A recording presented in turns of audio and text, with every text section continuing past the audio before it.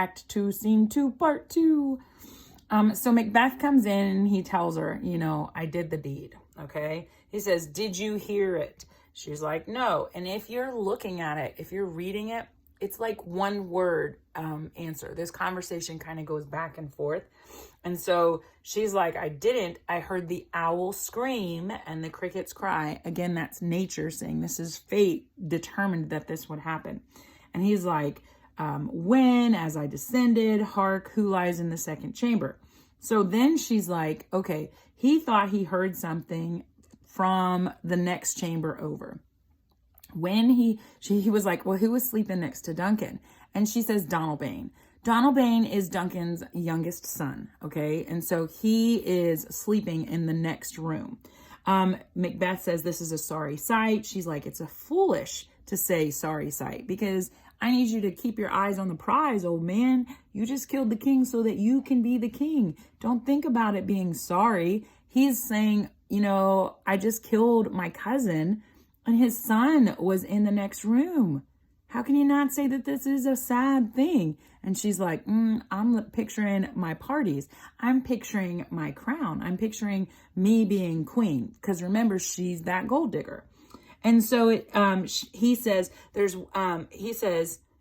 one did laugh in his sleep and one cried murder. That they did wake each other and I stood and heard them, but they did say their prayers and address them again to sleep. Sleep is very important. And so Lady Macbeth said, there are two lodged together.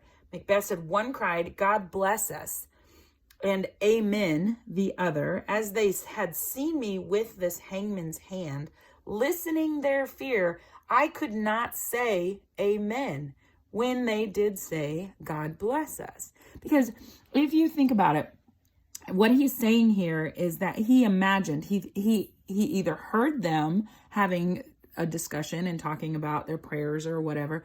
But you know, like when you guys hear a certain song and there's a certain point and you fill in that blank, when they said, God bless us, amen is supposed to follow it. And he couldn't even say amen.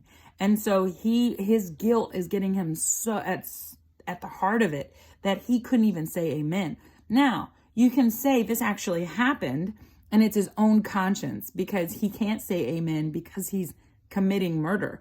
Or you can say that he's losing his mind. He did just see a dagger hanging in front of him that he tried to fight with his own dagger. And so he could be hallucinating. She drugged the guards. We know that. We know possibly that she wouldn't drug her husband. She just used the power in order to get him to do what she wanted him to do.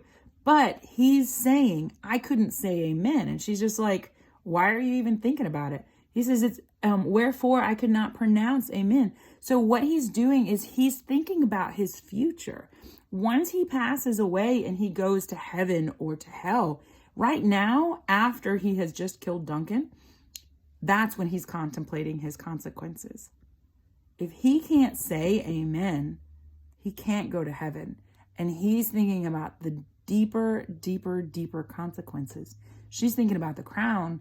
He's thinking about what happens after that. She says, these deeds must not be thought after these ways. It will make us mad. It's about to, lady. It's about to make you mad.